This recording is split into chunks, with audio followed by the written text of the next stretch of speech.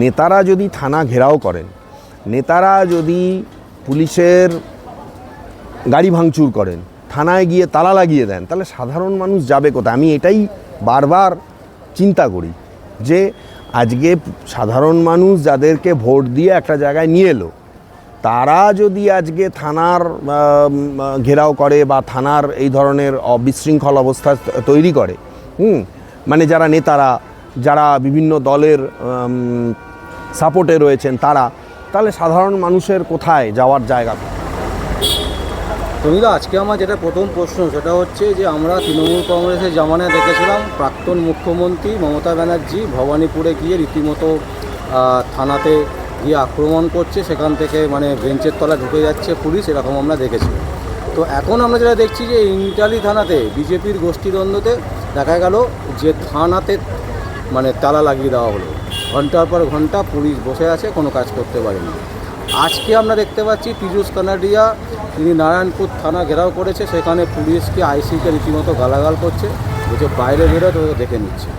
এর মানে এই যে জিনিসটা চলছে এটাকে কিভাবে দেখছেন?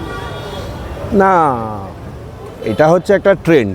মানে আমাদের পশ্চিমবঙ্গে থানা ঘেরাও করা, পুলিশকে গালাগালি দেওয়া, পুলিশের সঙ্গে খারাপ ব্যবহার করা, এইটা যে কোনো দলের ক্ষেত্রেই বা যে কোনো সময়ে এই ট্রেন্ড আমরা দেখে থাকি। এই ট্রেন্ডের কোনো পরিবর্তন আমি এই ঘটনাগুলোর পর অন্তত দেখতে পাইনি। যদিও এই সরকার আসার পর দুটো ভালো আমি দেখেছিলাম, যে একটা আপনারা নিশ্চয়ই জানেন যে দাঙ্গা করতে গেছিলো আসানসোলের ওখানে, সেখানে কিন্তু পুলিশ তার উপযুক্ত ব্যবস্থা নিয়েছিল।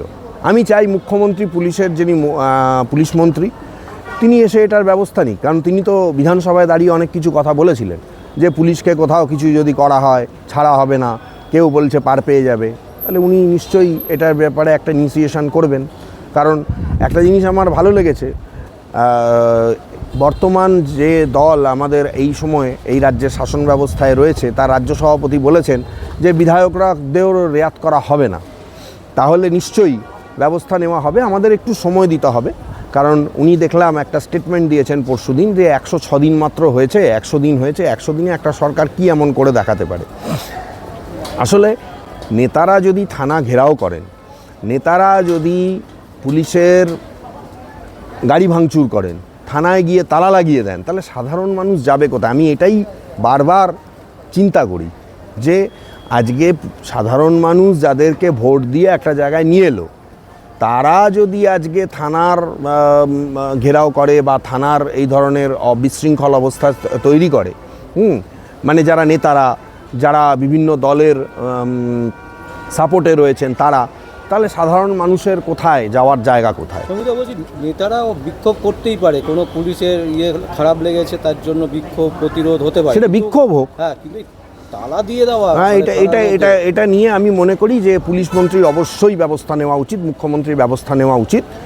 না হলে ল অ্যান্ড অর্ডার সিচুয়েশান আবার সেই আগের মতন চলে যাবে। নেতাদের কথাতেই থানারা কথা বলবে, নেতাদের কথাতেই পুলিশ কাজ করতে শুরু করবে, যেটা বেশ কিছুদিন হলো প্রায় বন্ধ হয়ে গেছিলো। আমরা দেখেছিলাম পুলিশ খুব অ্যাক্টিভ, কারণ আমি পরশুদিনও একটা সোশ্যাল মিডিয়াতেই আপলোড করা ভিডিও, সেখানে দেখলাম যে পুলিশ বলছে একটা জায়গায় কোথাও গণ্ডগোল হচ্ছিল, আমি কোন জায়গাটা বলতে পারবো না, বোধহয় নদিয়ার কোনো একটা জায়গা, সেখানে পুলিশ বলছে যে আমি কিন্তু আমার উপযুক্ত ব্যবস্থা নেব, কেউ এখানে কোনো রকম গণ্ডগোল কোনো কিছু বরদাস্ত করবো না, কোনো দল আমি দেখবো না, ঠিক আছে, যে কোনো যাদের কোনো অ্যাজিটেশন আছে, কিছু আছে, শান্তিপূর্ণ অ্যাজিটেশন করো, পরিষ্কার সেইভাবে বলা হয়েছে। তো এই জিনিসগুলো আমি দেখতে পেয়েছি। তো এই জিনিসগুলো আমার মনে হয়েছে যে এই জিনিসগুলো করা দরকার রয়েছে, এবং নেতাদেরকে এটা বুঝতে হবে যে তাদের মুখ্যমন্ত্রী যেটা বলেছেন বা বিজেপির শীর্ষ নেতৃত্ব যেটা চাইছে, সেটাকে কোনোভাবে লঙ্ঘন করা যাবে না, কোনোভাবে কোনো কিছু করা যাবে না। না হলে তো সেই আমরা ওরার ব্যাপার চলে আসবে, আবার সেই তৃণমূল জমানার মতন আমরা একটা বিশৃঙ্খল পরিস্থিতির মধ্যে দিয়ে যাব। যে রাজ্যটাকে উনি যে বলছেন, মুখ্যমন্ত্রী বারবার বলেন যে মানুষের ম্যান্ডেট, মানুষের ম্যান্ডেট, তাহলে মানুষের জন্য পুলিশ কাজ করে, আজকে তারই নেতারা যদি নিজেদের গণ্ডগোলের জন্য থানায় তালা লাগিয়ে দেয়, তাহলে সাধারণ মানুষ কীভাবে পুলিশের কাছে যাবে? এই প্রশ্নের উত্তর কিন্তু মুখ্যমন্ত্রীকে আগামী দিনে দিতে হবে। অন্যদিকে আমরা দেখলাম যাদবপুরে দিনভর মানে রাত থেকে শুরু করে রীতিমতো তাণ্ডব চলেছে, এবং প্রথমে সর্বরী মুখোপাধ্যায় যিনি বিধায়িকা তিনিও অনেক রকমের কথা বলেছিলেন, পরে সেটা তিনিও মানে আবার ঘুরিয়ে অন্যরকম কথা বলছেন। অ্যাকচুয়ালি কী ঘটছে, মানে যাদবপুরে কেন বারবার এই যাদবপুরে চিরকালই এরকম, যাদবপুরটা হচ্ছে পড়াশোনায় খুব ভালো, স্টুডেন্টরা সেখানে ভীষণ ভালো, কিন্তু রাজনীতিতে একদম উচ্ছৃঙ্খল। দেশের মধ্যে বলতে পারেন পশ্চিমবঙ্গের মধ্যে সবথেকে নোংরা এবং উচ্ছৃঙ্খল জায়গা হচ্ছে যাদবপুর ইউনিভার্সিটিগুলোর মধ্যে। তার কারণ হচ্ছে যে পড়াশোনাটা দিয়ে ওটা মেকআপ হয়ে যায়, একটা নাম হয়ে গেছে, সারা বিশ্বে তাদের স্টুডেন্টরা রয়েছে, বিভিন্ন বড় বড় জায়গায় রয়েছে, এটাই হচ্ছে তাদের একটা বিশেষত্ব, এছাড়া আর কিছু নেই। যাদবপুরে যেটা হয়েছে পরিষ্কার কথা হচ্ছে সিপিআইএম, মার্ক্সবাদী, ওখানে বিভিন্ন রকম পার্টি রয়েছে, এসএফআই রয়েছে, তাদের হয়ে তাদের নেতারা গলা ফাটাচ্ছে। আর এবিভিপি, আমি একটা জিনিস বুঝতে পারি না বা আমার সাধারণ বোধের বাইরে হয়, শিক্ষামন্ত্রী সহ মুখ্যমন্ত্রী একটা কথা বলেছিলেন যে আমাদের কোনো কলেজে, স্কুলে সাধারণত হয় না ইউনিয়ন, কোনো কলেজে বা শিক্ষা প্রতিষ্ঠানে আমাদের কোনো ইউনিয়ন থাকবে না। তাহলে এবিভিপিকে কেন ভেঙে দেওয়া হলো না, আমি এটা জানতে চাই। এবিভিপি তাহলে বলছে আমরা বিজেপি সমর্থক, তাহলে এবিভিপিকে বলা উচিত ছিল যে এবিভিপিকে বিজেপি সমর্থন করে না, কিন্তু সেটা হলো না। শ্রমিক ভট্টাচার্য বলছেন তো, শ্রমিক ভট্টাচার্য বলছেন কোনো শাখা সংগঠন নেই। আরে শাখা সংগঠন নেই মানছি, সংগঠন নয়, কিন্তু বিধায়িকা, যেখানকার ওনার বিধায়িকা, তিনি বলছেন আমাদের ছেলেদের মারছে। তাহলে আমাদের ছেলে মানে কারা? নিশ্চয়ই ওখানে যারা পড়তে যাচ্ছে তারা সিপিএম নয়, তাদের সংগঠন আছে, এসএফআই আছে, মার্ক্সবাদী আছে, মাকু সেকু যারা আছে, তারা চিহ্নিত করছে যে এরা তাদের সংগঠনের ছেলে মেয়ে। তাহলে যারা ওখানে স্টুডেন্টরা পড়তে আছে, গণ্ডগোলটা তাদের মধ্যে। হ্যাঁ, তাহলে বলছে আমাদের ছেলেদের মারছে, এটা কি? টুকরে গ্যাংয়ের বিরুদ্ধে অভিযোগ আমারও আছে।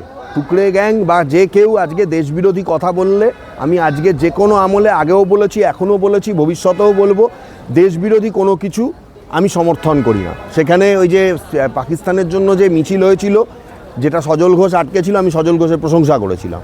টুকরে গ্যাং যারা আজকে বলছে ভারত তেরে টুকরে হোঙ্গে, কাশ্মীর মাঙ্গে আজাদি, ঠিক আছে, আমি তাদের একদম বিপক্ষে, তাদেরকে জেলে ঢোকাও, তাদের বিরুদ্ধে কেস দাও, সব ঠিক আছে।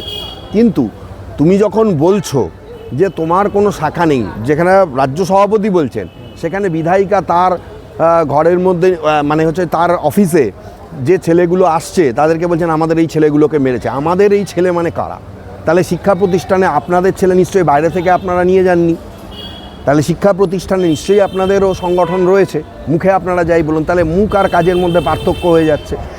আর আরেকটা বিষয় হচ্ছে, দেখুন, আমি এখনও মনে করি যে শিক্ষা প্রতিষ্ঠানে এটা হয়ে থাকে, এটা আমার কলেজেও আমি দেখেছি, তখন তৃণমূল ছাত্র পরিষদ ছিল, ইউনিয়নে এসএফআই তখন একটা বা দুটো সিট জিতেছিল, কিন্তু জাস্ট পরের ভোটে যখন এসএফআই মাত্র একটা সিট মনে হয় জিততে পারলো, প্র্যাকটিক্যালি এসএফআই ছেলেটাকে ইউনিয়ন রুম থেকে বার করে দেওয়া হলো, তাই এখানে বসা যাবে না। এই নিয়ে গণ্ডগোল, মারামারি, হাতাহাতি অনেক কিছু হয়েছে, এটা কলেজে হয়ে থাকে।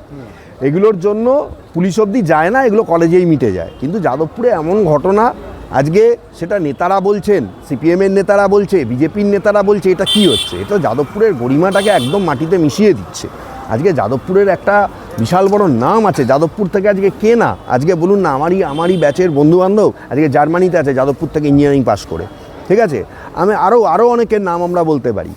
তো আজকে একটা এত বড় প্রতিষ্ঠান, সেটার বার্তাটা কি যাচ্ছে সারা দেশের মধ্যে? তার একটা বিশাল বড় নাম আছে। পশ্চিমবঙ্গে যদি খড়গপুর আইআইটি দেশের মধ্যে শীর্ষস্থানীয় হয়, যাদবপুর 2 নম্বরে, এরকম মনে করা হতো, যে শিক্ষা ব্যবস্থার ক্ষেত্রে বা পড়াশোনার দিক থেকে বা কেরিয়ারের দিক থেকে, সেই জায়গাটা কোথায়? আজকে সম্পূর্ণ মাটিতে মিশিয়ে দিচ্ছে এই নোংরা রাজনীতি, এটাকে বন্ধ করা দরকার।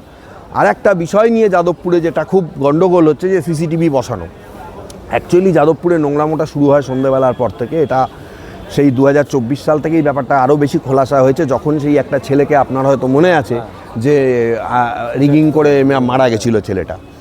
ওখানে কিছু দোকান আছে যাদবপুর স্টেশনের পাশে, সেই দোকানগুলোতে গাঁজা বিক্রি হয়, এবং সেই গাঁজা ওই দোকান থেকে যাদবপুরের স্টুডেন্টদের কাছে সাপ্লাই করা হয়, যারা পয়সা দিয়ে গাঁজা কেনে। এবং ওইখানে ওই হোস্টেলের যে বিষয়টা, ওই বিষয়টা নিয়েও প্রচুর গণ্ডগোল হয়ে আছে। পাস করে চলে গেছে এসএফআইয়ের নেতা, তার নামে এখনও হোস্টেল, সরকারিভাবে আপনি রিক্রুটেড হোস্টেল পাওয়ার জন্য, কিন্তু ওই নেতাকে কিছু টাকা না দিলে আপনি হোস্টেল পাবেন না, যার জন্য তো এই ছেলেটাকে মরতে হয়েছিল। সে গরিব বাড়ি মেধাবী ছেলে, তার কাছে পয়সা ছিল না, কিন্তু সে কোনোভাবে তাহলে হোস্টেলে থাকতে পারবে না, এই নিয়ে গণ্ডগোল, তারপরে তাকে আরও অনেক কিছু যা ঘটনা, এইগুলো শিক্ষা প্রতিষ্ঠানে বন্ধ হওয়া দরকার আমি মনে করি। আমি দেখলামও সেদিন বিজেপির একজন নেতাও বলেছেন, মিডিয়াতেই বলেছেন যে এগুলো বন্ধ হওয়া দরকার। সজলবাবুও বলেছেন, সজলদাও বলেছেন যে মারপিট হবে, গণ্ডগোল হবে, সবই হবে, কিন্তু ছাত্রছাত্রদের মধ্যে এগুলো মিটে যাওয়া উচিত। বাইরে এগুলো এত প্রকাশ্যে আসবে কেন? এই জিনিসগুলো খারাপ হচ্ছে, যা হচ্ছে যাদবপুরের জন্য অত্যন্ত খারাপ হচ্ছে। যাদবপুরের নাম, যাদবপুরের ফেম, যাদবপুরের স্ট্যাটাস আমি মনে করছি এই নোংরা রাজনীতির জন্য আজকে সারা ভারতবাসীর কাছে একটা হাসির পাত্র হয়ে গেছে যাদবপুর।